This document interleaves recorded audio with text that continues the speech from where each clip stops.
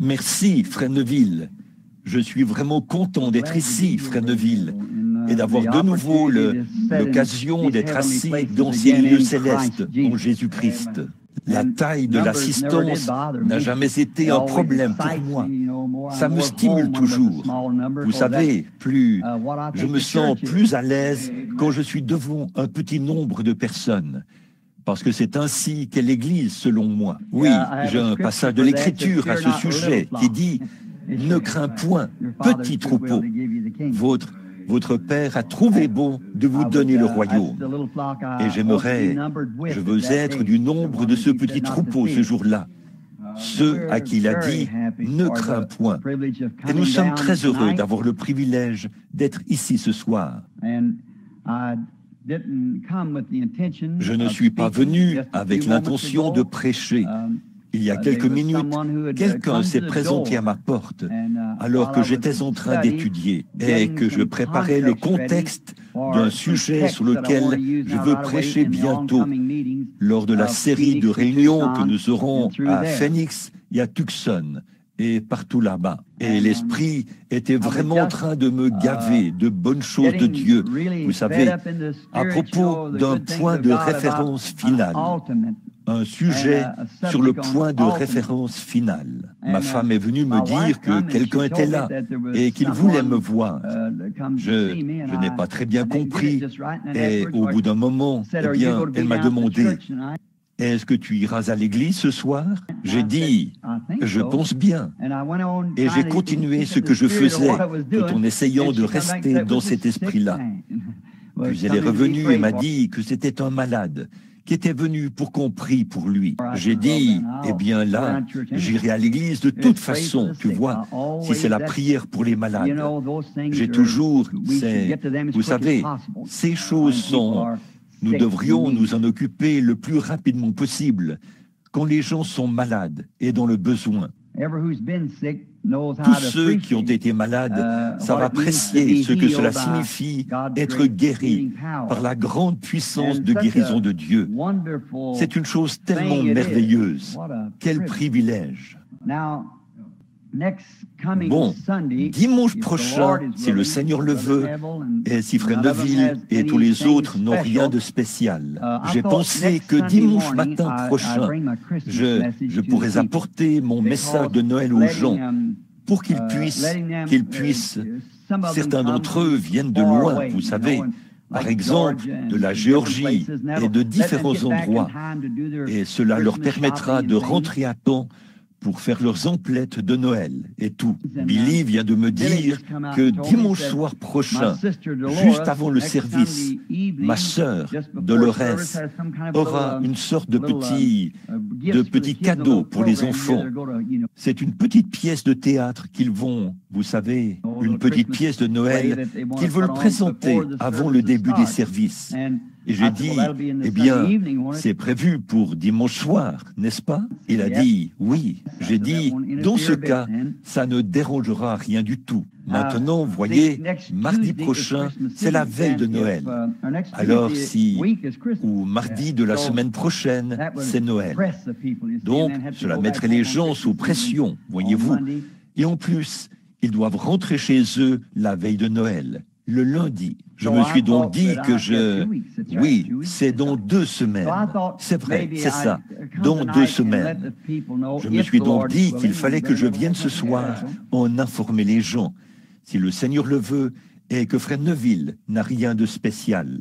En fait, d'habitude, j'aime apporter mon message de Noël à l'église et mon message de Pâques et tout ce que le Seigneur me met à cœur d'apporter. Et dimanche prochain, si le Seigneur le veut, dimanche matin prochain, j'apporterai. Et la raison pour laquelle je le fais le matin plutôt que le soir, c'est pour permettre aux gens qui viennent de loin d'avoir tout l'après-midi pour voyager, afin de pouvoir rentrer chez eux. Vous voyez, j'aurais préféré le faire le soir. Je pense que c'est beaucoup mieux en soirée. J'aime le service du soir, quand le soleil se couche, quelque chose comme ça. C'est ce que Dieu faisait dans le jardin d'Éden avec Adam. Il descendait dans la fraîcheur du soir et parlait avec Adam. Vous voyez, j'aime les services du soir. Toutefois, compte tenu des circonstances ici, il serait préférable que je le fasse le matin pour que les gens puissent partir. Je suis reconnaissant de savoir qu'on a grandi le tabernacle de ce côté afin d'exploiter cet espace qu'on a ici, et cela permettra d'agrandir la surface du bâtiment. Après tout le remue-ménage et les histoires, finalement, nous y sommes quand même parvenus. Vous savez, le vieux frère Bosworth avait le sens de l'humour. Il disait, le bébé qui pleure le plus fort obtient le plus d'attention. Donc, c'est à peu près ça, vous savez. Je pense que de temps en temps, ça rapporte de pleurer un peu. N'êtes-vous pas de cet avis? Alors, je veux complimenter frère Anthony et ses collaborateurs qui sont ici pour cette belle musique. J'ai entendu cela au moment où j'entrais. Et vous savez, ces instruments, ce sont des trompettes. Je voulais qu'un de mes enfants, au moins l'un d'eux, joue de la trompette. Et les instruments avant, Becky a commencé à jouer du piano, mais elle est à l'âge de l'adolescence. Vous savez, là, elle veut maintenant abandonner cela. Et elle a commencé, le professeur avait dit qu'il fallait commencer par la musique populaire. Non, bon, je ne veux pas dire, vous savez ce que je veux dire, par des préludes et autres, par la musique classique, pour ensuite passer à la musique religieuse. Maintenant qu'elle a atteint un plus haut niveau dans ça, c'est là qu'elle se dit, eh bien, je vais arrêter. Et les enfants sont un casse-tête. Donc, de toute façon, il faut que ce soit un appel de Dieu pour commencer. Je crois que sa sœur, Sarah, qu'elle a derrière, sera meilleure qu'elle de toute façon. Et elle n'a jamais suivi de cours.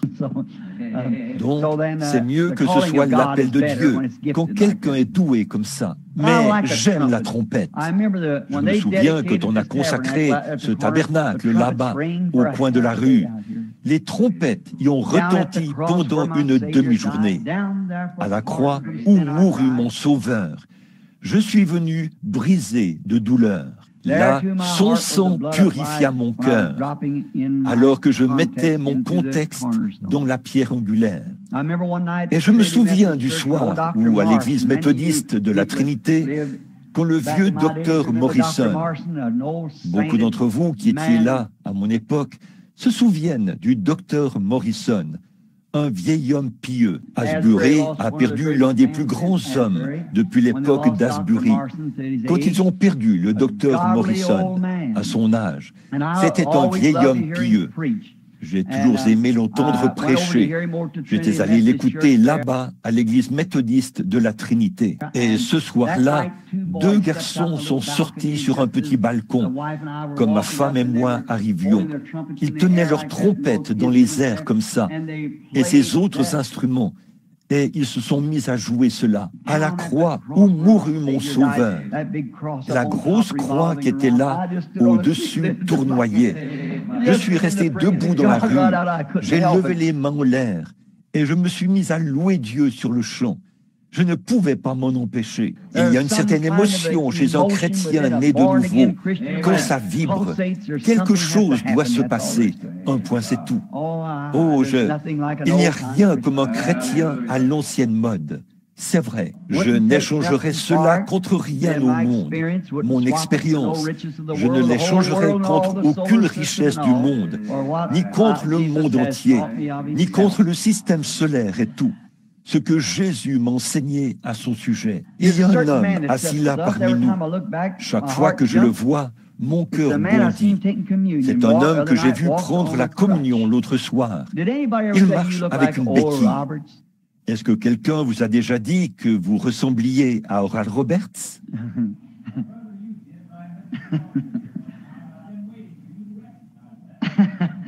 Je vous le dis, chaque fois que combien vous avez déjà vu Oral Roberts, presque vous tous, comme il ressemble à Oral Roberts. J'ai dû le regarder une deuxième fois, et je pense qu'il est un peu plus grand de taille qu'Oral. Mais juste à voir la manière dont il se coiffe, son front, ses traits, cet air digne qu'il affiche, et le fait qu'il s'assied comme Oral. C'est pourquoi je pense toujours, frère Oral, il lui ressemble beaucoup. Frère Oral est en train de créer une sorte d'école biblique en ce moment, je pense, ou quelque chose de ce genre. J'en ai entendu parler l'autre jour. Qu'est-ce que c'est? Une université. Oui, frère Carl Williams est l'un de ses conseillers dans ce projet, en quelque sorte. Je ne sais pas vraiment ce que c'est. Bon, maintenant, souvenez-vous, dimanche, si le Seigneur le veut, nous commencerons. J'ai la Pâque, ou plutôt le message de Noël. Et aussi, je suis reconnaissant de ce que les travaux de ce tabernacle vont commencer. Ainsi donc, j'espère que ce ne sera pas seulement un ajout en termes de nombre, mais que Dieu accordera plus de grâce à notre Église, à notre mouvement, pas à notre mouvement, mais à notre assemblée où nous nous réunissons. Nous l'aimons. Et je voudrais juste dire ceci. Je ne prendrai pas beaucoup de temps. En fait, il y a beaucoup de choses que je devrais dire, mais je ne le ferai pas. Ça prendrait trop de temps. Mais j'aimerais dire ceci. Il s'agit de quelque chose que je ne peux pas dire. Il y a des choses, tout le monde le comprend, que l'on sait, et elles sont au nom du Seigneur. Mais on ne peut pas les dire. Vous voyez, on doit les garder pour soi. Voyez? Mais il s'agit d'un certain événement qui se passe depuis un certain temps, qui est sur le point de se produire.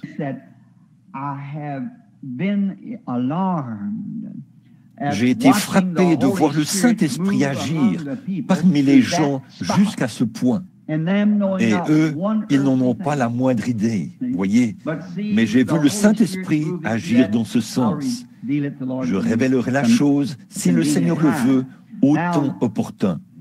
Maintenant, souvenez-vous, ça montre que Dieu est au milieu d'eux.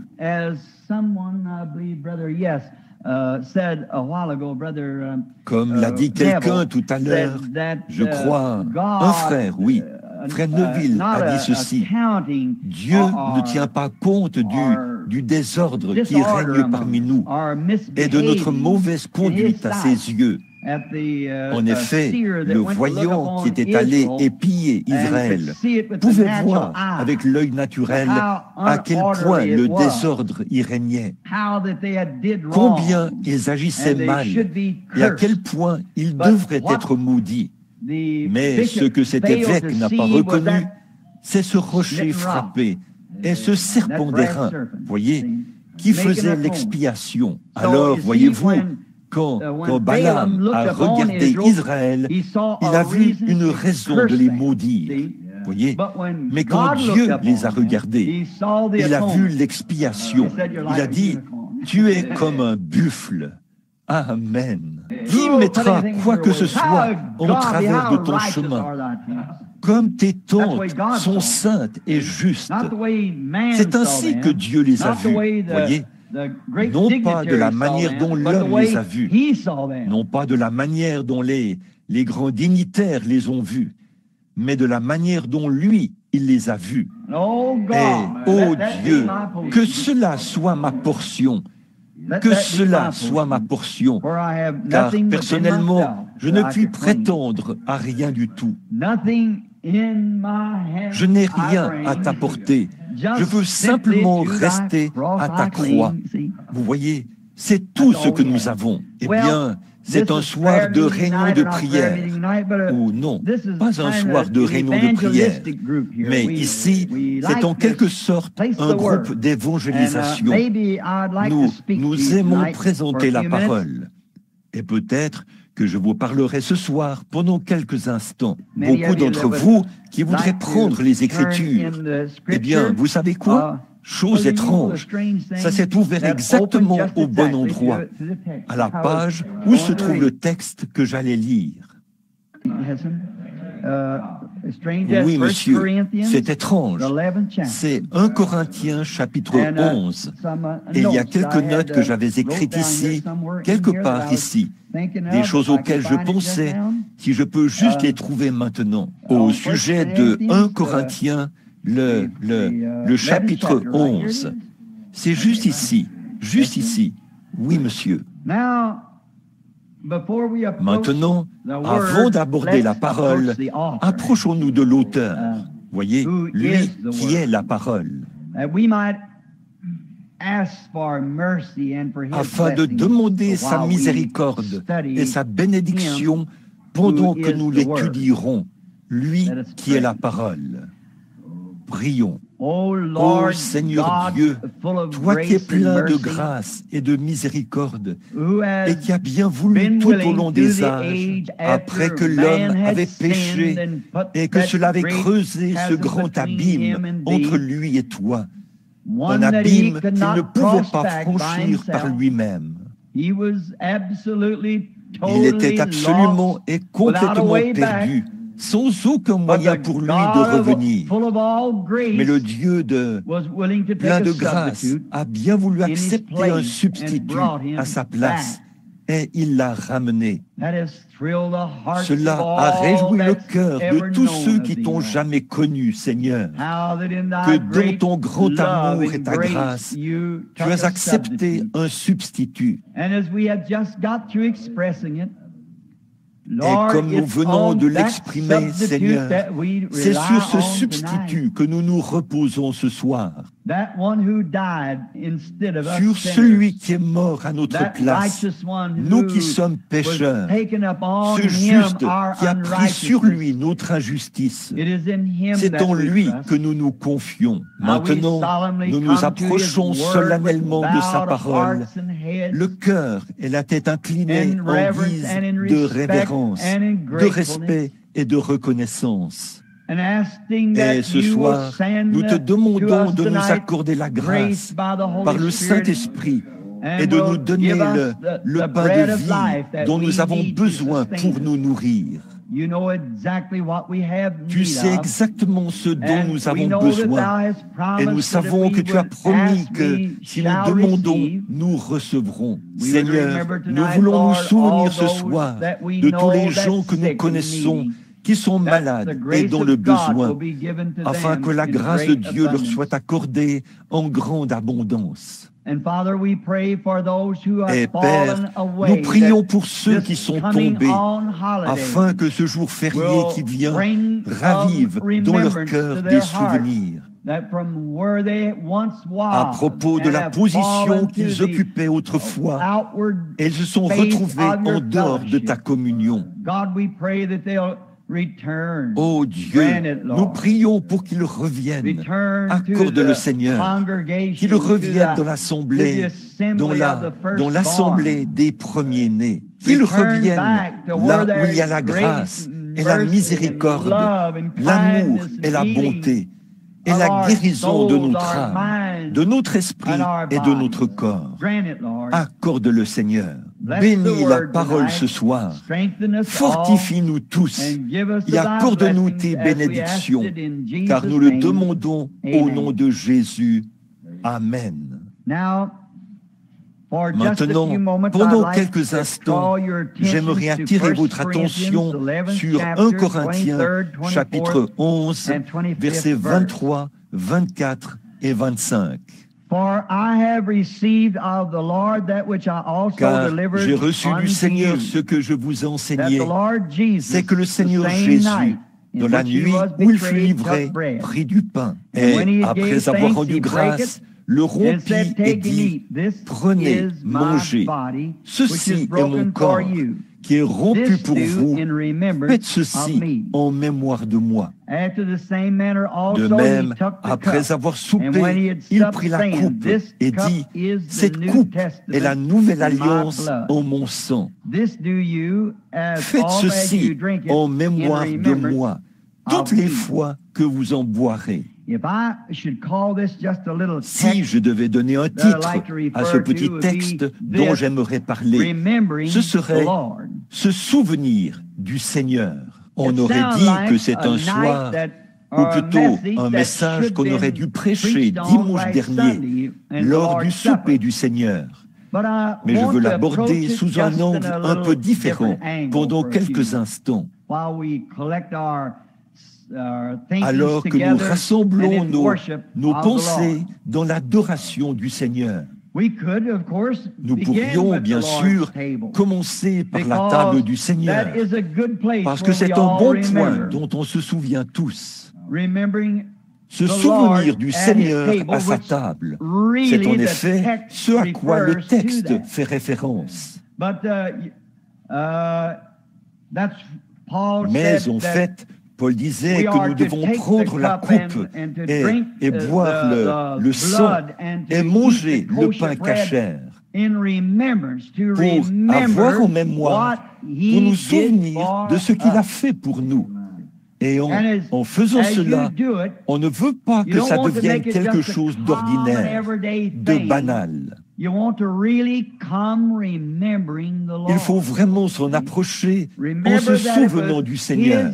Voyez, rappelez-vous que c'est uniquement sa grâce et sa miséricorde, et rien d'autre que cela, qui vous donne la seule espérance que vous avez. Peu importe ce que vous pourriez faire, il n'y a rien, nulle part, qui puisse le moins du monde être comparable à ce que Christ a fait pour vous. Cette semaine, j'ai eu une triste expérience, mais je peux dire qu'elle était en même temps glorieuse. J'ai enterré un frère qui s'asseyait autrefois ici parmi nous, et beaucoup d'entre vous savent ce qui est arrivé.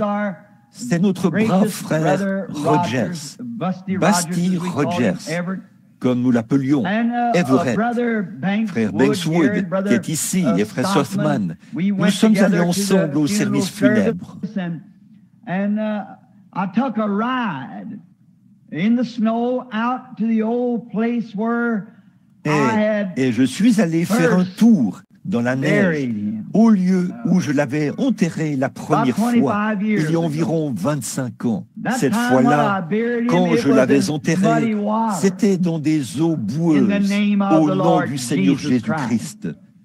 Alors que nous traversions le vieux pont familier là-bas, à Tottenford, je parlais à mes frères. Je leur disais, un jour, un pasteur d'une certaine dénomination avait dressé une grande tente là-bas et avait dit, il y a un petit farfelu là-bas, à l'église baptiste, qui baptise les gens au nom de Jésus-Christ. A-t-il dit, si jamais qui que ce soit s'était fait baptiser de cette manière, il ne serait même pas le bienvenu sous ma tente. Cependant, il y avait là, sous cette tente, des gens qui s'étaient fait baptiser au nom du Seigneur Jésus. C'était frère George Wright et sa famille. Ils ont juste tout ce qu'il leur restait à faire, c'était de ne pas y retourner. Au gué, ce jour-là, il venait tout juste de quitter sa réunion. Il est venu pour voir ce qui se passait, en quelque sorte. Et son assemblée se trouvait là. Et je suis arrivé à cet endroit-là. La pluie était tombée là-haut, sur les collines. Et les eaux boueuses des champs s'étaient retrouvées en aval, par de petits affluents, rendant ainsi la rivière bleue très boueuse. Je me suis avancé dans l'eau jusqu'à la taille, et un des administrateurs, ou plutôt l'un des diacres, m'a remis la Bible, et j'ai lu où Pierre a dit, le jour de la Pentecôte, repentez-vous et que chacun de vous soit baptisé au nom de Jésus-Christ pour le pardon de vos péchés et vous recevrez le don du Saint-Esprit. C'était le jour où Georgie Carter était allongée là et qu'elle essayait de lever les mains. Elle pesait à peine une trentaine de kilos. Ça faisait 9 ans et 8 mois qu'elle était alitée, sans pouvoir bouger. Quant à sa famille, l'Église dont elle était membre avait dit que si jamais quelqu'un venait à mes réunions, il serait excommunié de l'Église. C'est donc ce même soir qu'elle était guérie instantanément. Et elle voulait se faire baptiser comme la petite Neil qui était là-bas, que j'avais vue en vision. Vous connaissez l'histoire. Ses mains et ses jambes étaient déformées. Et je me suis retrouvé dans la vision et il y avait la puissance de l'Esprit. J'ai posé les mains sur elle. Elle est sortie de là et elle était guérie. Elle faisait donc partie de la même église. Eh bien, c'était une église méthodiste. Le pasteur méthodiste, frère Smith, était celui qui se trouvait sur la rive avec son assemblée. Et j'ai commencé à baptiser conformément au baptême chrétien de la Bible. Et à peu près au moment où j'avais baptisé la 5e ou la 6e personne, tout d'un coup, les gens ont rompu les rangs, là, sur la colline. Et voici que s'est avancé ce groupe de méthodistes, vêtus de leurs beaux vêtements, pour se faire baptiser au nom du Seigneur Jésus. L'une après l'autre, des dames qui portaient de jolis vêtements d'été en soie, s'avançaient dans cette boue, essuyant les larmes qui leur coulaient sur le visage et enlevant leur rouge à lèvres. Elles s'avançaient pour faire leur confession et se faire baptiser. Et parmi ce groupe, un homme fort, aux épaules larges, les cheveux coupés courts à la manière des soldats américains, un large visage, un homme costaud, s'est avancé là avec son beau complet de serge bleu. Il a dit, « Moi aussi, j'ai pris ma décision. » C'était Basti Rogers, sans que qui que ce soit lui dise quoi que ce soit. C'est là que je l'ai enterré au nom du Seigneur Jésus-Christ, sur la base de sa confession. La semaine dernière, je l'ai mis sous terre à Milltown. J'ai prêché le sermon intitulé « La perfection de la résurrection ». J'ai été missionnaire et j'ai vu les différents dieux et les philosophes. C'est tout ce dont il s'agit, à l'exception du christianisme. Tout le reste, ce n'est que de la philosophie. Ils croient ceci, cela ou autre chose. Mais le grand Créateur, qui est l'auteur de la création, pour qu'il y ait une création, il faut qu'il y ait un créateur. Et s'il existe une création, elle a été faite par un créateur. Et l'œuvre de tout homme reflète cet homme-là. S'il est un bon menuisier, il fait du bon travail, il construit. Et s'il est un bon mécanicien, il fait du bon travail. Votre travail vous reflète. Et la création de Dieu reflète Dieu. Et Dieu a fait toutes choses dans un but. Et tout ce qui sert le dessein de Dieu connaîtra la résurrection après la mort. Nommez-moi une seule chose.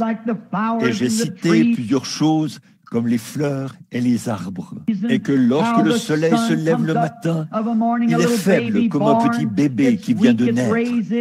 Ses rayons le sont. Vers 10 heures, c'est un adolescent. À midi, il brille de toutes ses forces, comme une jeune femme ou un jeune homme qui rayonne de beauté. Et vers 2 heures de l'après-midi, il est à peu près comme moi. Et le soir, vers 17 heures, il est comme grand-père. Il se couche. Et finalement, ses rayons se retirent de la terre et il meurt. Est-ce la fin pour lui? Il a servi le dessein de Dieu.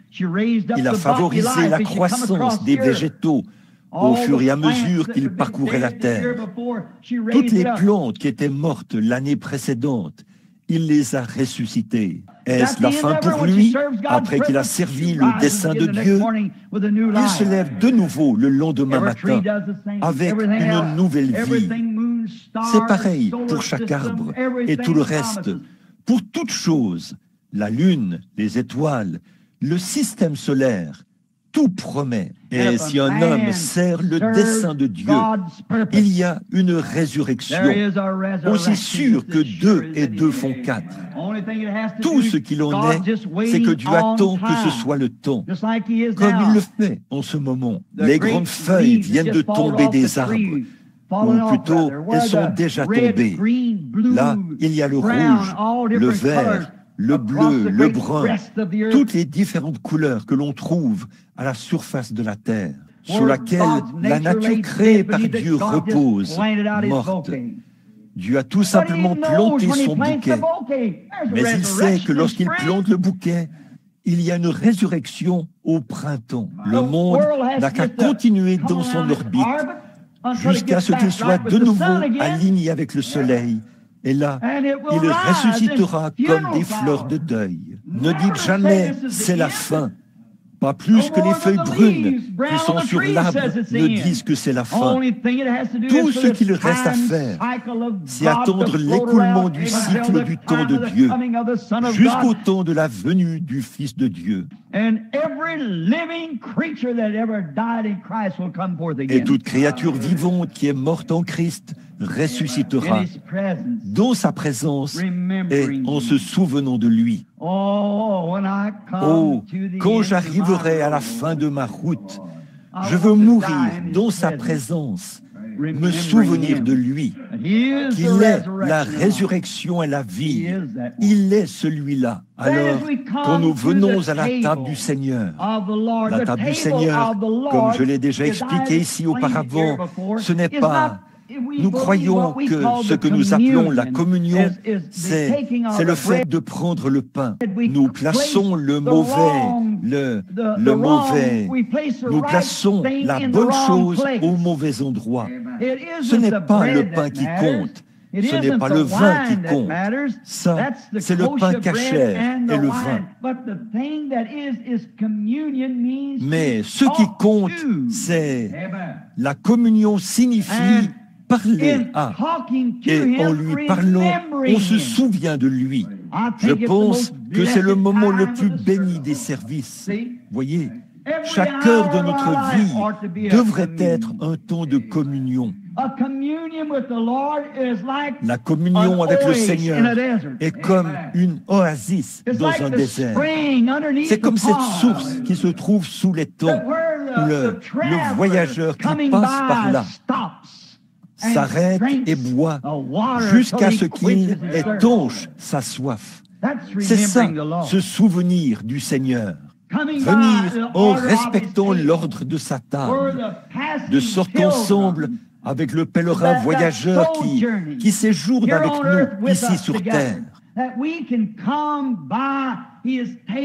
Nous puissions venir à sa table et là nous abreuver de ses bénédictions, de sa grâce et de sa parole. En communion autour de sa parole, jusqu'à ce que notre âme assoiffée soit satisfaite. Et là, nous quittons le lieu d'adoration rafraîchi, satisfait. Et nous sortons pour de nouveau faire face aux problèmes du désert, les problèmes du désert de la vie. Oui, une oasis dans le désert qui nous rafraîchit, nous rendons quand nous avons soif. Ça devrait être ainsi pour tout adorateur. C'est le cas pour tous les véritables adorateurs. Ils désirent vivement se réunir. Il y a quelque chose de divin dans la communion fraternelle.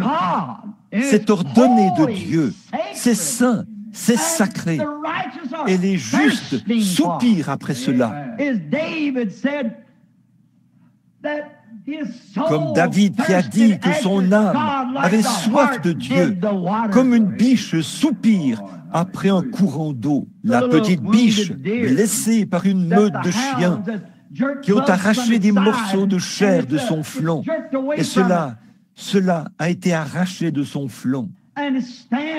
Elle se tient là, haletante et aux aguets, là, utilisant le sens de l'odorat que Dieu lui a donné. Elle peut sentir l'eau à des kilomètres.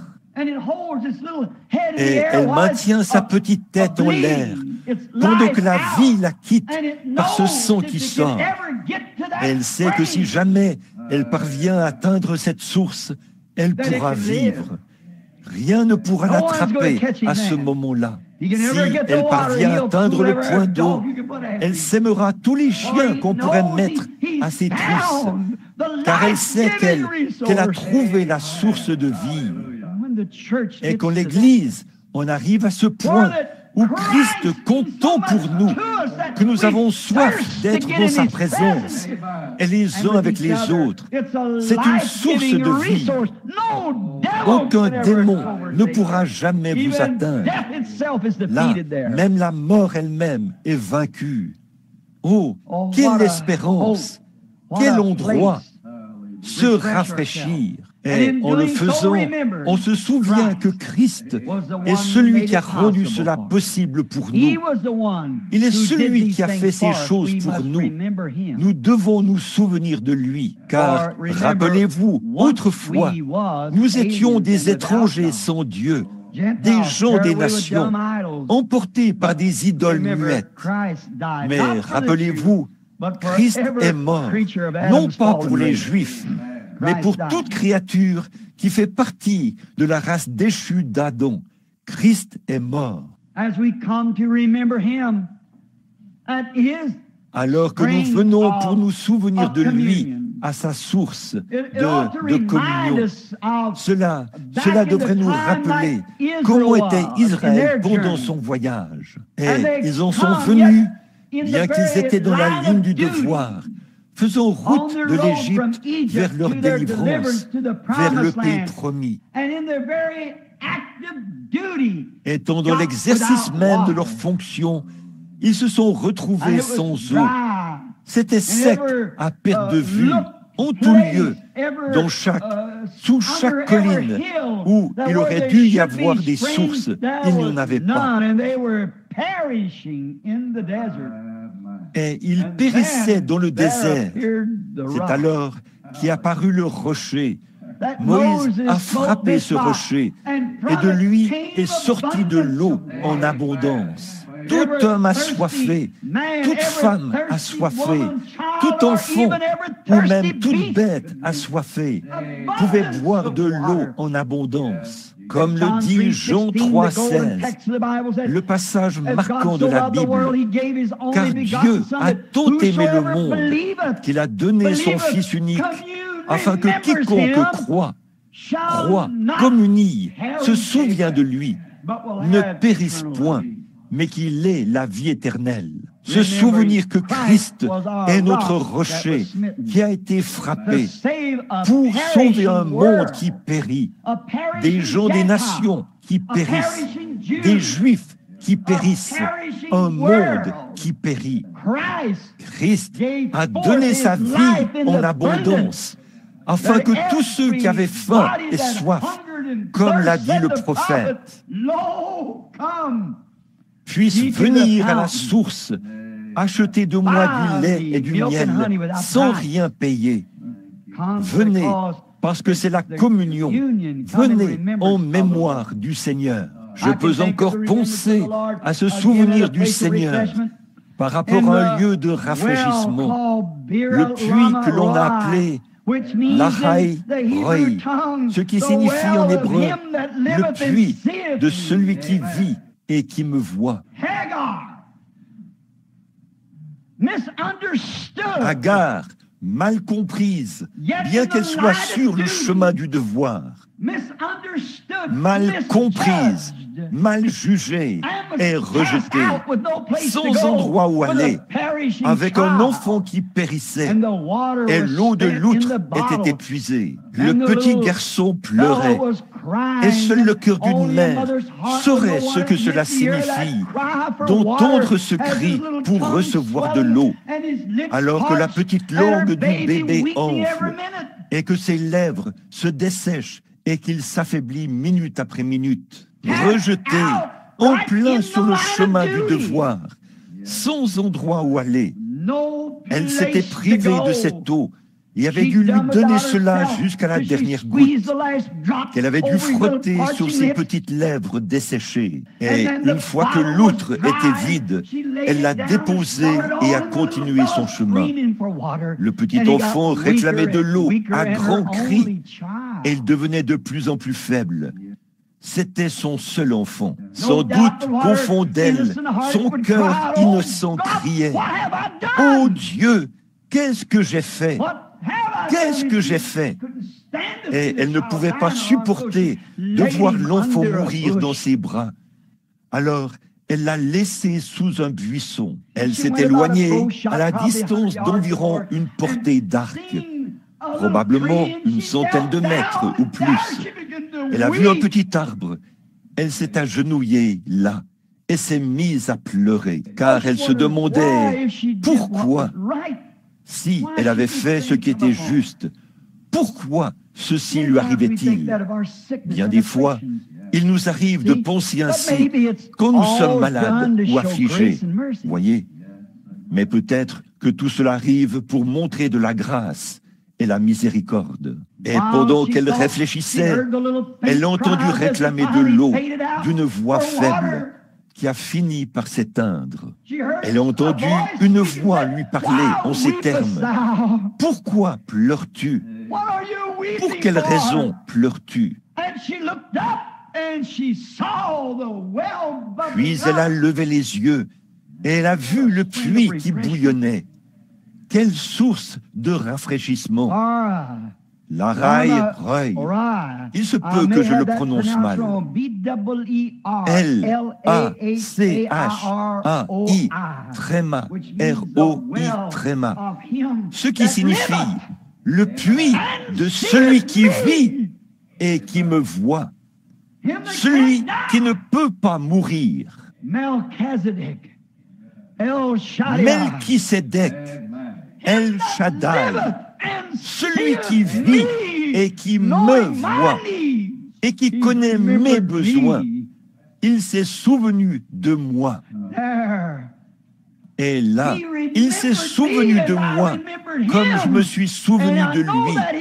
Et je sais qu'il vit et qu'il a fait jaillir ici, dans le désert, ce puits. Oh, pourrions-nous appliquer cela en ce moment, dans un message d'une heure, à ce jour-ci maintenant, un jour où le désert des églises, des dénominations et des prédicateurs d'un évangile social et des modes du monde se sont infiltrés, ont formé des dénominations et se sont séparés.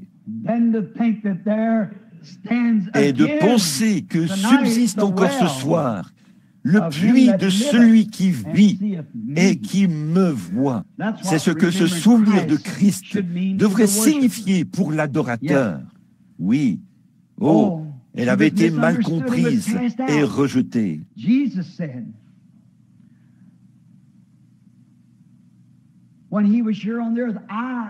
Jésus a dit, quand il était ici sur la terre, « Je suis les eaux vives, je suis les eaux de la vie. » Et je veux exprimer une autre petite pensée qui me vient à l'esprit.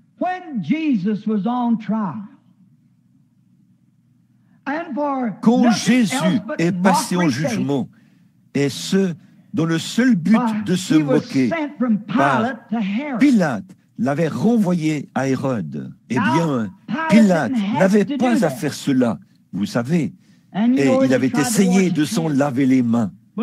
Mais une fois que c'est sur vos mains, vous êtes obligé de prendre votre décision. Vous ne pouvez pas renvoyer la balle à quelqu'un d'autre. C'est vous en tant qu'individu. Mais on l'avait renvoyé à Hérode juste pour se moquer de lui, parce qu'il avait toute une réputation de faiseur de miracles et tout. Et il était un indésirable dans l'Église. Donc, à son tour, Pilate s'est dit qu'il allait simplement le renvoyer à Hérode et que ça aiderait peut-être à faire cesser la vieille rancune qu'ils avaient l'un contre l'autre.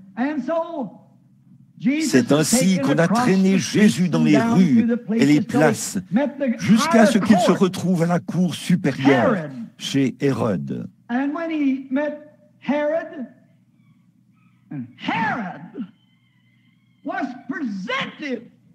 Et quand il s'est retrouvé devant Hérode, et là, Hérode a eu son unique occasion.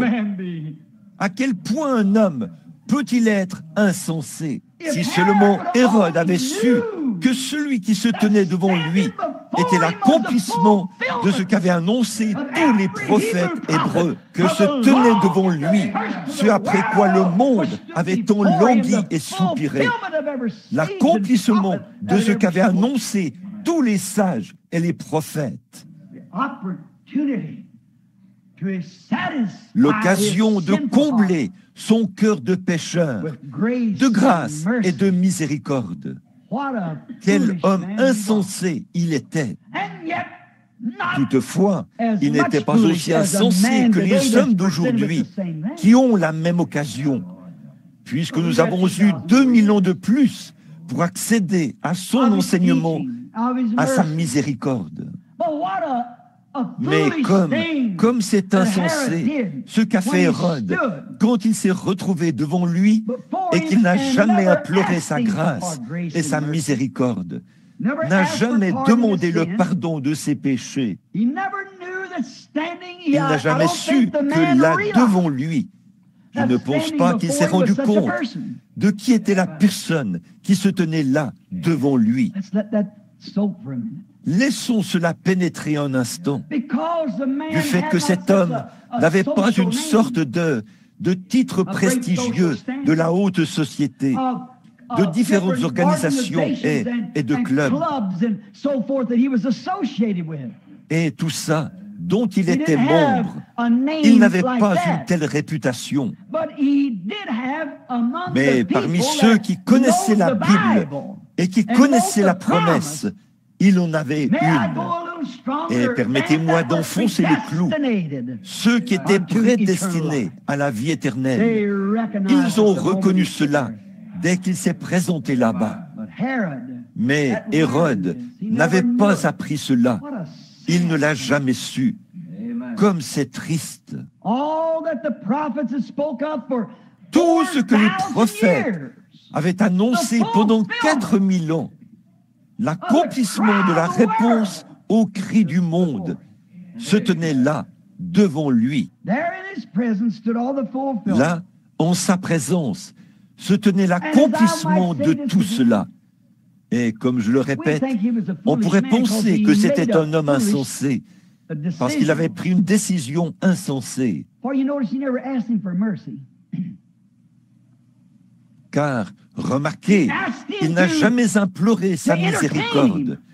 Il lui a demandé de le divertir. Oh, j'ai entendu dire que tu es un faiseur de miracles. Il a demandé le divertissement au lieu de la miséricorde. C'est ce que le monde exprime aujourd'hui. La même décision qu'avait prise Hérode.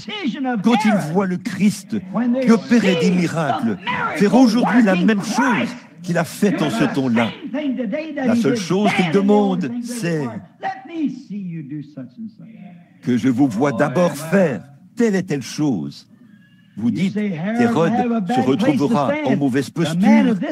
Ce sera pire pour l'homme d'aujourd'hui. L'expérience d'Hérode reposait sur 4000 ans de paroles, de prophètes et de sages.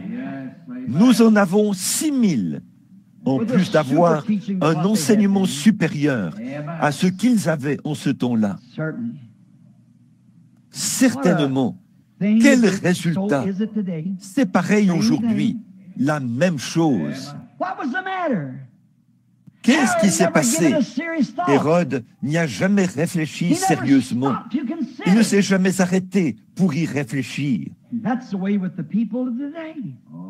Et c'est pareil avec les gens d'aujourd'hui.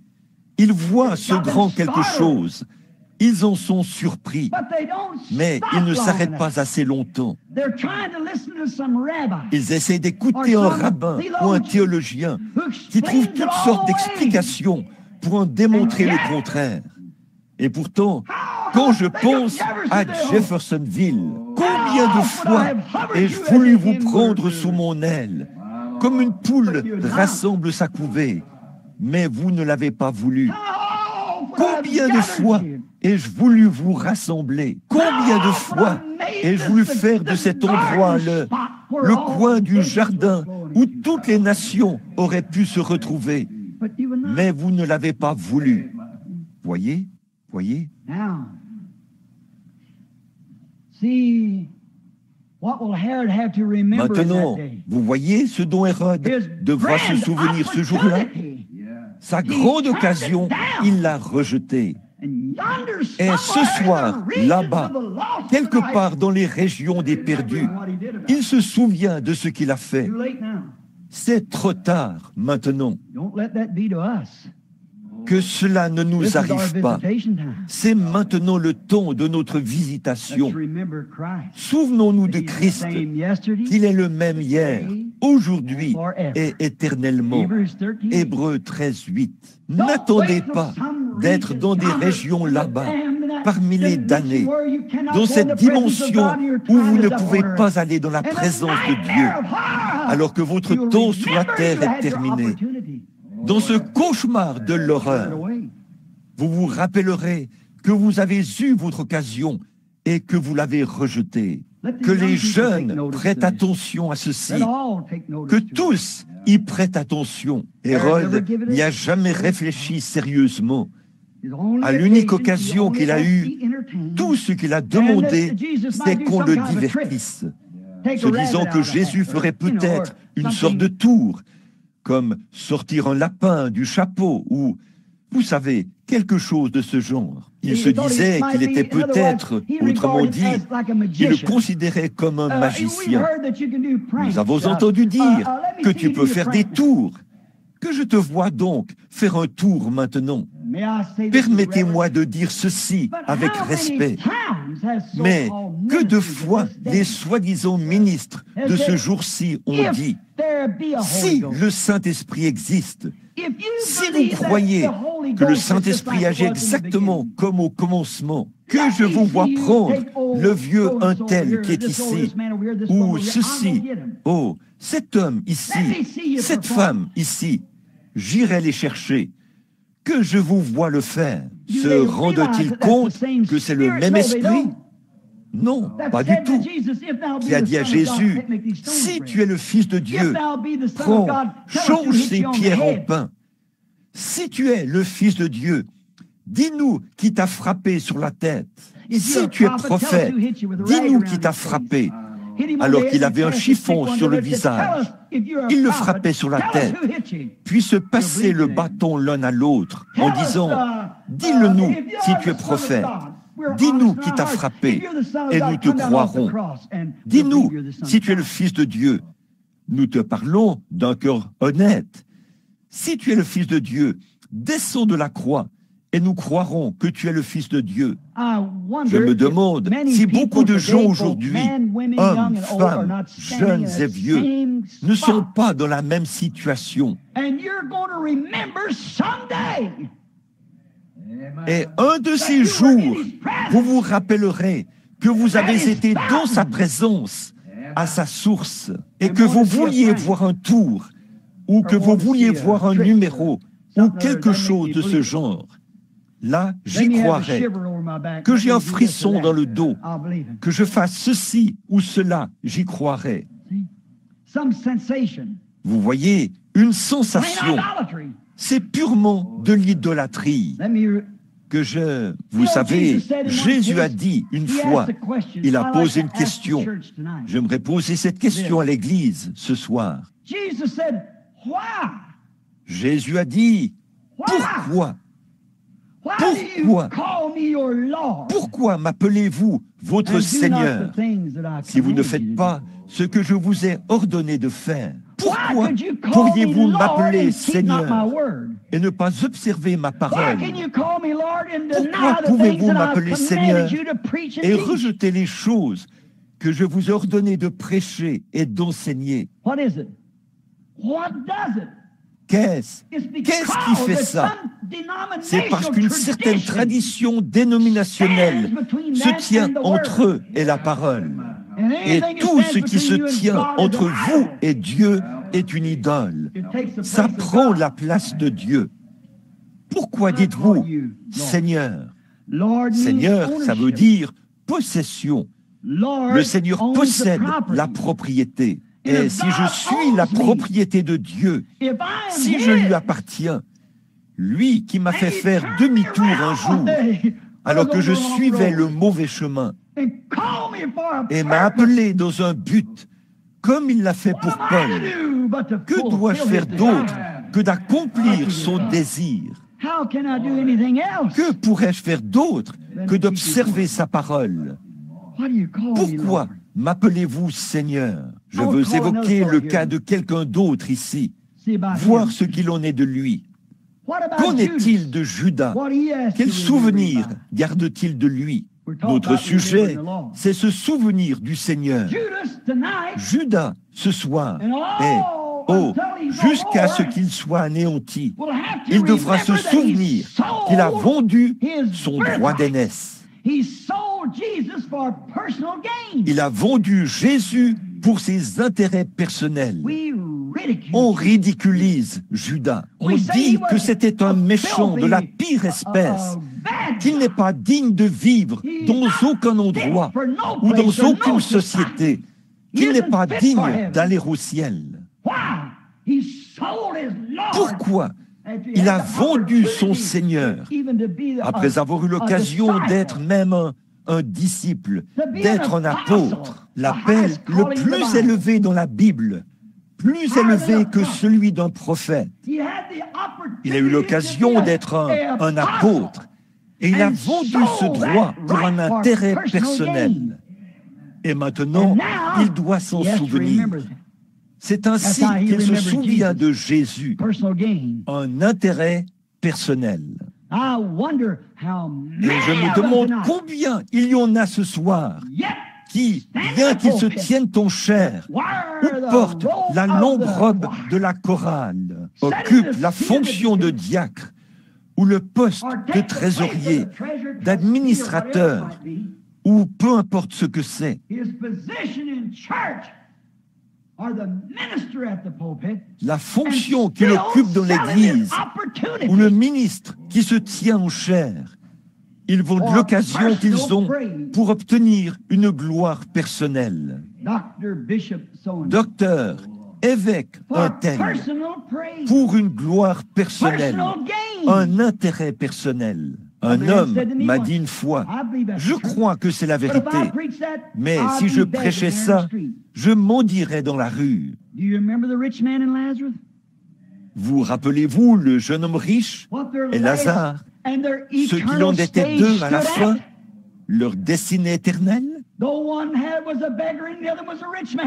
Bien que l'un avait, était un mendiant et l'autre un homme riche. Le tableau a changé un jour.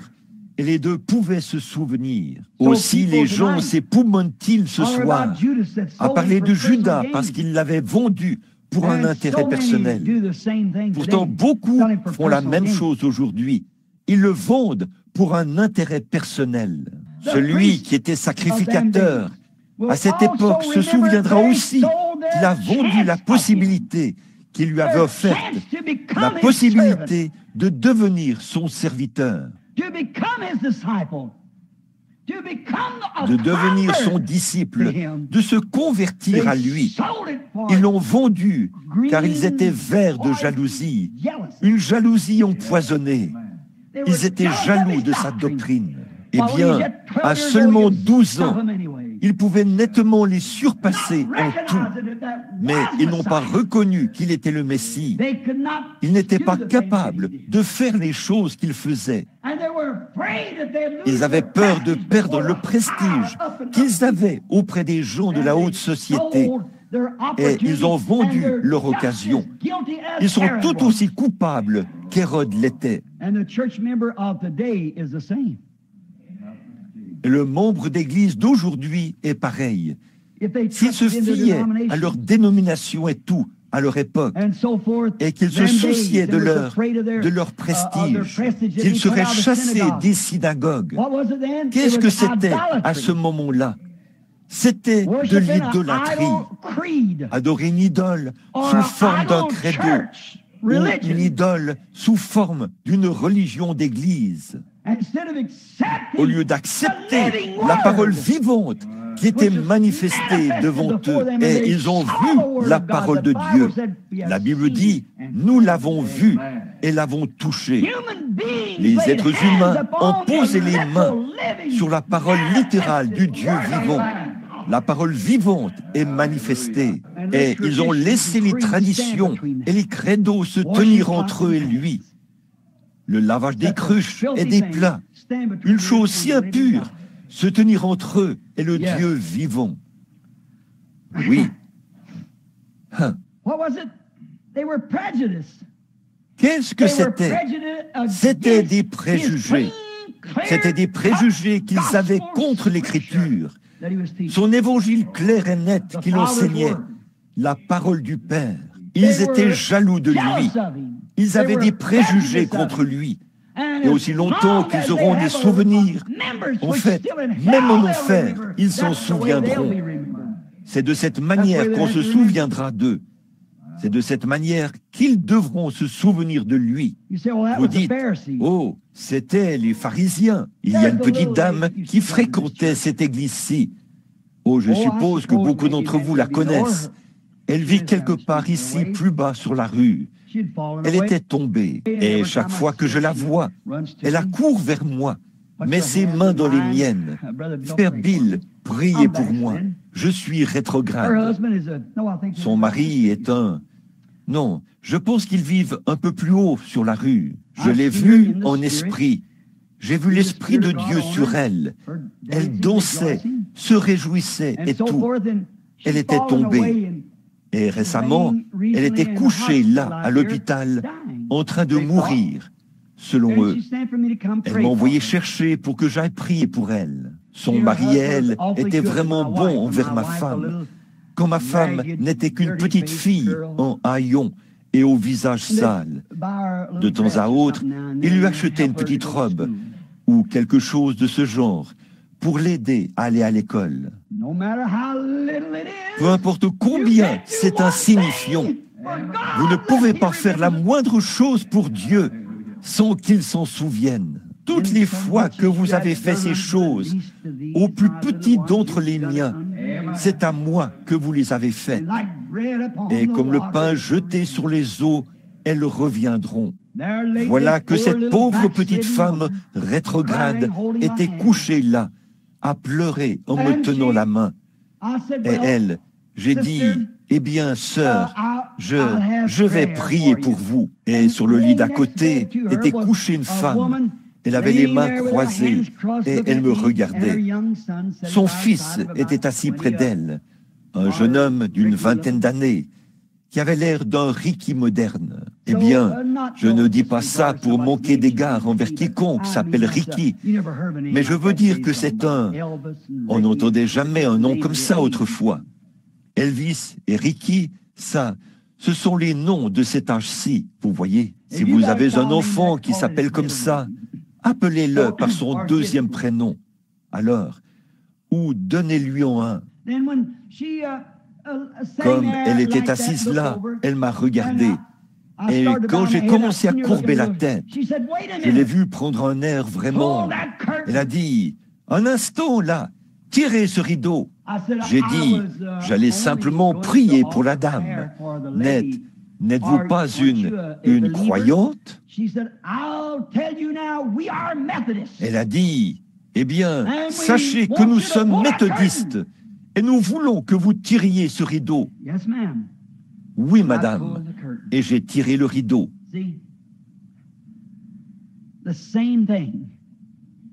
Vous voyez, c'est la même chose. C'est la même chose aujourd'hui. Il y a tant de préjugés. Comment savait-elle le genre de ministre que j'étais? Je n'avais jamais vu cette femme. Mais elle avait probablement entendu quelqu'un dire que je croyais en la guérison des malades. Et elle avait reçu un enseignement contraire à cela. Elle ne voulait rien avoir à faire avec ça. Elle s'en est lavé les mains. Elle avait peur que ça retombe sur elle. Ne vous inquiétez pas, vous n'y arriverez pas. Pas plus que Pilate n'a pu s'en laver les mains. Bon, je ne dis pas ça pour jeter du discrédit sur les méthodistes. Là, ce n'était qu'une seule femme. Voyez, peut-être que c'était juste son attitude à elle. Je ne pense pas que tous les méthodistes sont comme ça, parce que j'ai prié pour beaucoup d'entre eux. Ils m'appellent pour que j'aille prier pour eux.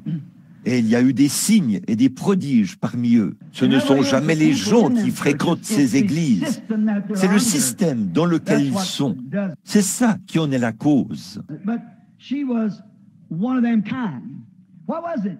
Mais elle était ce genre de personne, vous savez. Qu'est-ce que c'était? Elle était verte de jalousie diabolique, une jalousie empoisonnée. Je pourrais dire quelque chose. Une fois, il s'est tenu ici en ville une certaine série de réunions. On a demandé pourquoi je n'y avais pas été invité.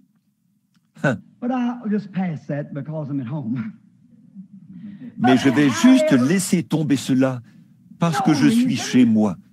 Mais de toute façon, il n'y a aucune raison à cela. C'est juste de la jalousie. C'est une affaire de credo. C'est de l'idolâtrie. Comme nous aimerions passer les bras autour de tout le monde. Mais quand on vous évite, Jésus voulait le faire. Souvenez-vous, un jour, vous devrez vous en souvenir. Vous devrez vous en souvenir. Cela me rappelle un témoignage qui était rendu récemment. Un ministre prenait l'ascenseur ici, dans l'immeuble Hayburn, pour monter aux étages supérieurs. En plus du ministre, il y avait 3 autres hommes dans cet ascenseur. Et il ne savait pas que cet homme était un ministre. Je suppose qu'il ne le savait pas. Comme ils montaient, ils se sont tous arrêtés au 8e étage. Et un homme s'est tourné vers le ministre et a dit, « Vous savez quoi? Ici, nous sommes le plus près du ciel que nous ne le serons jamais. » Eh bien, a dit le ministre, je suppose que vous avez raison. Je pense que vous avez raison, car aussi longtemps que nous compterons sur nos propres mérites, voilà à quel point nous pourrons en être proches. C'est vrai, aussi longtemps que vous vous reposez sur ce que vous faites, vous vous souvenez de ce que vous avez fait. Et je suis sûr que pour la plupart d'entre nous, nous savons que nous n'avons rien fait, que nous ne méritons rien. Il a dit, je suppose que si nous comptons sur nos propres mérites, c'est le plus loin que nous pourrons jamais aller. Eh bien, si nous comptons sur ça, c'est le plus loin que nous pourrons aller. Mais, oh, j'aimerais dire quelque chose. Si je peux oublier ce que j'ai été et me souvenir de ce que lui, il est, si je peux me souvenir de Jésus, si je peux me souvenir de lui, là-bas, à la croix, si je peux me souvenir de ce qu'il a fait pour moi et me souvenir de l'heure où il a effacé mes péchés et m'a donné le Saint-Esprit afin qu'il soit mon guide, je serai alors élevé au-dessus de toute emprise de cette terre. Je serai élevé au-dessus de toutes les choses terrestres pour être dans les lieux célestes en Jésus-Christ, où je peux être en communion avec lui. Là, dans sa présence, j'oublie tout ce que j'ai déjà été. J'oublie tous mes péchés et tout, parce qu'ils sont dans la mer de l'oubli. J'oublie tout mon passé. J'oublie tout. Et je me souviens qu'il a fait de moi l'un des siens par sa propre mort. Il a pris ma place. Et moi, qui n'avais aucun droit d'aller ailleurs qu'en enfer, il a pris ma place et m'a élevé de l'enfer. Il y est allé pour moi et il m'a élevé par sa grâce abondante, si bien que nous sommes maintenant des fils et des filles de Dieu et nous sommes assis dans les lieux célestes en Jésus-Christ, toujours dans la joie, et nous souvenons toujours de celui qui nous a menés en sûreté jusqu'à présent, et avec la foi qui vibre dans notre âme, qui nous pousse alors par sa grâce, il me mènera toujours plus loin. Et par les yeux de la foi, je vois son écriture s'accomplir. Tous ceux qu'il a connus d'avance, il les a appelés. Tous ceux qu'il a appelés, il les a justifiés. Et tous ceux qu'il a justifiés, il les a glorifiés. C'est pourquoi, ayant ceci à l'esprit, je me tiens dans l'assemblée où se trouve l'Esprit de Dieu et où les gens sont élevés, afin d'être assis dans les lieux célestes en Jésus-Christ. J'attends l'heure où cette représentation misérable de la vie humaine, qui en son sein un cœur mortel qui bat et qui devra cesser de battre un jour, sera changée et aura reçu le cœur de l'Esprit qui battra perpétuellement pendant des temps incommensurables à venir, sans maladie, sans chagrin, sans vieillesse ou quoi que ce soit d'autre. Souvenez-vous de Jésus. Quand le pot est vide à la maison et qu'il n'y a plus de farine, souvenez-vous de Jésus. Quand le médecin dit qu'il n'y a plus d'espoir, souvenez-vous de Jésus. Quand le diable vous tente, comme le dit le cantique que nous chantons en nous séparant, quand les tentations surviennent, murmure son saint nom en priant.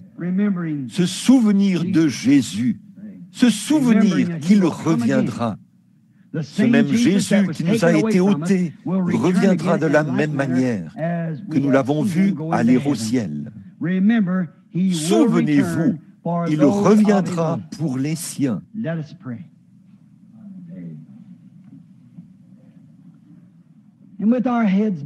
Prions.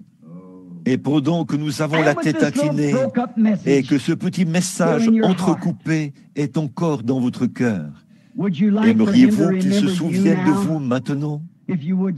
Si oui, levez la main et demandez quelque chose de spécial. Seigneur, souviens-toi de moi. Comme l'a dit le poète, souviens-toi de moi quand mes larmes coulent.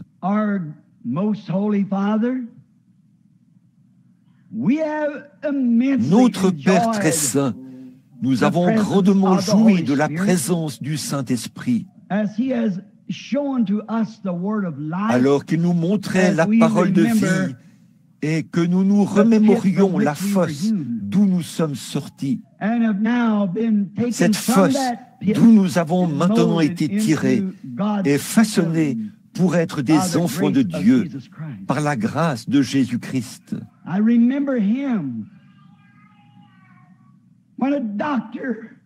Je me suis souvenu de lui quand un médecin m'a regardé en face et m'a dit « Il ne vous reste que quelques minutes à vivre ». Je me suis souvenu de Jésus. Je me suis souvenu de Jésus quand j'étais à l'autel, implorant la miséricorde et que mon âme était accablée. Je me souviens du poids qui m'a quitté. Jésus a pris mon fardeau. Il y a quelques mois, alors que j'étais assis sur le banc et que je regardais dans le viseur du canon du fusil pour tirer sur une cible, Satan a dû se dire, voilà ma chance maintenant.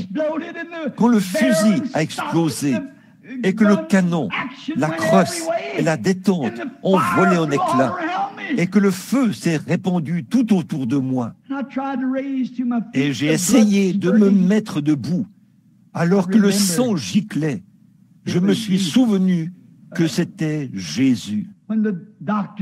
Et le médecin, quand il m'a examiné et qu'il n'a vu aucun dommage, il a dit, la seule chose que je sais, c'est que le Seigneur devait être assis là, lui aussi, pour protéger son serviteur. Une telle explosion l'aurait certainement taillé en pièces. Oh Dieu, combien nous nous souvenons tous de ces choses. Nous venons à la source remplie du sang tiré des veines d'Emmanuel. Bénis-nous tous ce soir, Seigneur. Tu connais l'objectif et le motif qui sont dans le cœur de tous ceux qui ont levé la main. Tu connais leurs désirs et leurs besoins. Et en tant que ton serviteur, Seigneur, je viens avec eux. Et nous quittons maintenant ce tabernacle par la foi. Et nous montons plus haut que les nuages la lune, les étoiles et la blanche voie lactée. Et nous arrivons maintenant dans la présence de Dieu. Et devant moi se trouve un autel d'or sur lequel est placé le sacrifice dont nous nous souvenons, Jésus, qui a dit « Demandez ce que vous voudrez au Père en mon nom, et je vous l'accorderai. » Que notre foi ne défaille pas, Seigneur, mais fais que nous nous souvenions que nous recevons ce que nous demandons si nous y croyons. Alors que nous nous souvenons que Jésus est mort pour nous le procurer et nous en donner l'assurance.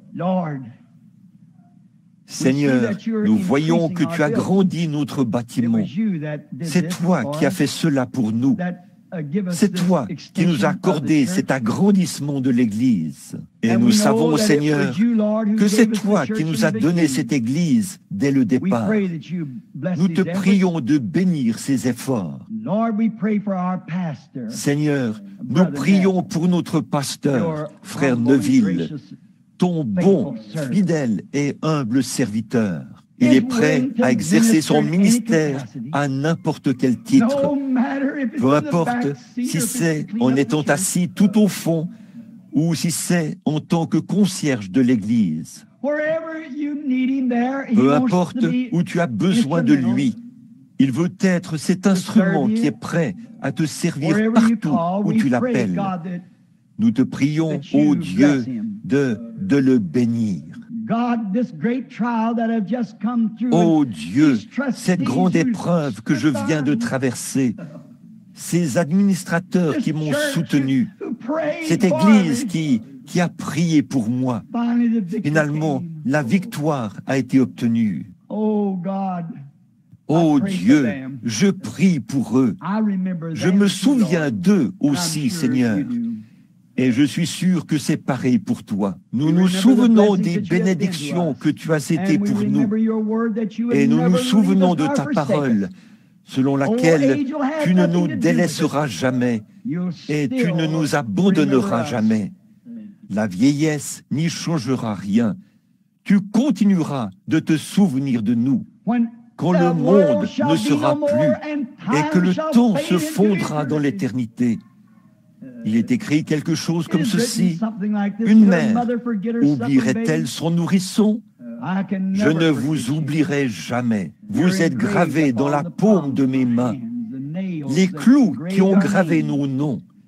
Nous savons que tu te souviens de nous, Seigneur. Puisses-tu toujours être dans nos plus beaux souvenirs, comme notre Sauveur, notre Guérisseur, notre Roi, notre Amoureux, notre vie, notre Soleil, notre tout en tout, cette source inépuisable de la grâce et de l'amour de Dieu pour nous, les êtres humains déchus de la famille d'Adam.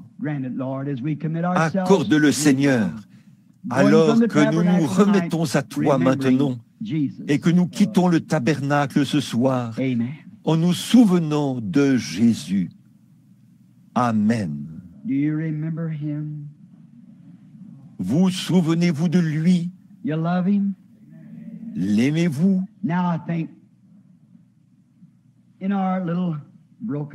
Maintenant, je pense que dans notre petit message entrecoupé, nous pourrions ajouter ceci. Paul a dit, quoi que nous fassions, nous le faisons par l'Esprit. En toute chose, nous devrions nous souvenir de lui. Ne prenons aucune décision tant que nous ne nous sommes pas souvenus de lui. Ne faisons rien, parce que ce serait irréfléchi. Si l'ennemi frappe un côté de la joue, avant de frapper à notre tour, souvenons-nous comment lui, il a réagi. Souvenons-nous de ses actes. S'il y a une décision à prendre, attendons. Souvenons-nous du genre de décision que nous croyons qu'il prendrait et que cela soit notre décision. Si nous voulons agir en hâte, souvenons-nous qu'il n'était jamais pressé. Voyez, si nous sommes trop empressés, souvenez-vous qu'il habite l'éternité. Le temps ne compte pas pour lui. C'est le motif et l'objectif de notre cœur qui compte. Souvenons-nous de lui. Souvenons-nous de lui maintenant, alors que nous chantons ce cantique dans l'esprit de sa présence. Je l'aime. Si vous demeurez dans l'amour, vous demeurez en Dieu, car Dieu est amour. Ceux qui demeurent en Dieu demeurent dans l'amour. Voyez? Et l'amour n'a pas de haine. L'amour n'est pas jaloux. L'amour ne s'enfle point d'orgueil. L'amour ne se comporte pas mal. L'amour est toujours gentil, doux, indulgent, bon. Peu importe combien les autres sont amers, l'amour demeure le même. L'amour, c'est le point de référence final de la grâce. L'amour, pour nous, c'est le point de référence final de Dieu.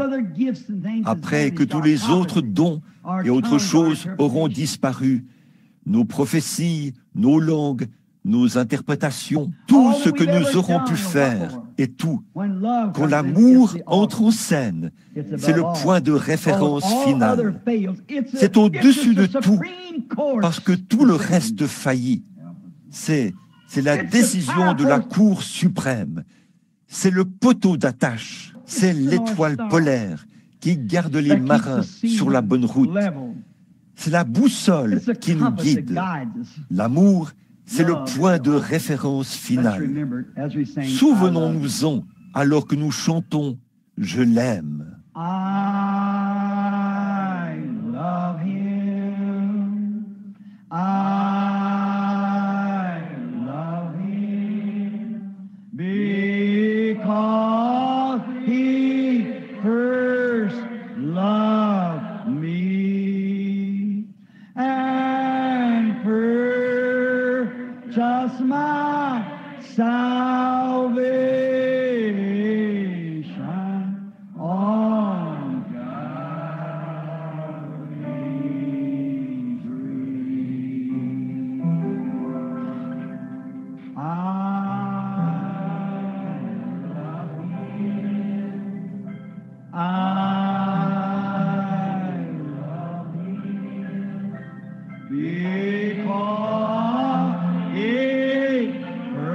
Maintenant, souvenez-vous, il m'a aimé et a donné son Fils.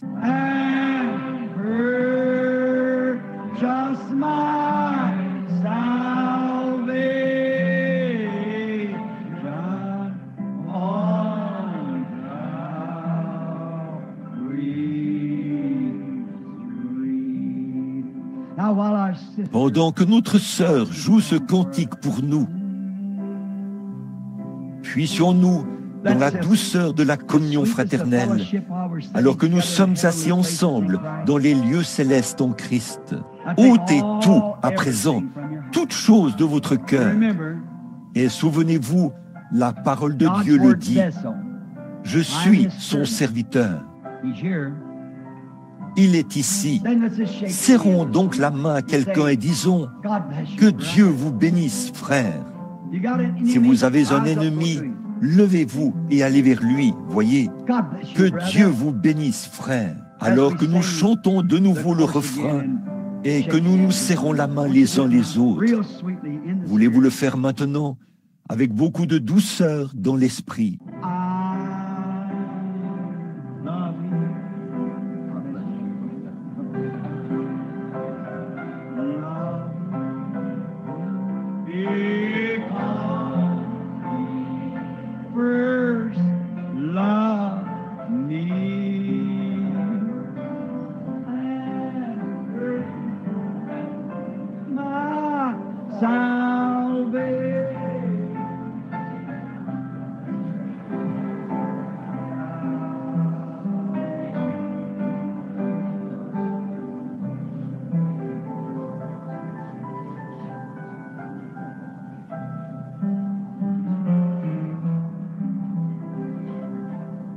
Avec nos mains levées maintenant.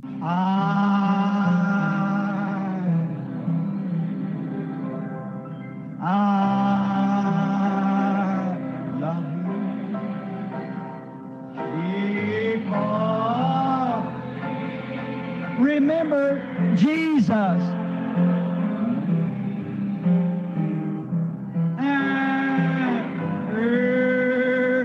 Just my salvation on Calvary's tree. Now let's bow our heads and hum it.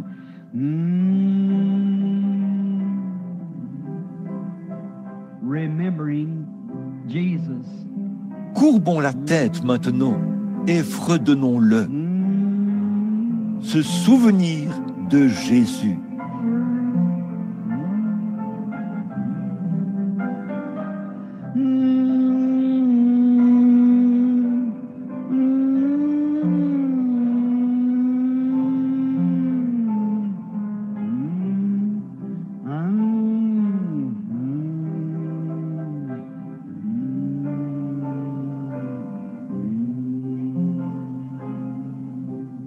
Maintenant, alors que notre sœur joue tout doucement et lentement, je vais demander à notre brave frère, frère Neville, aurais-tu un mot que tu aimerais dire ou quelque chose d'autre?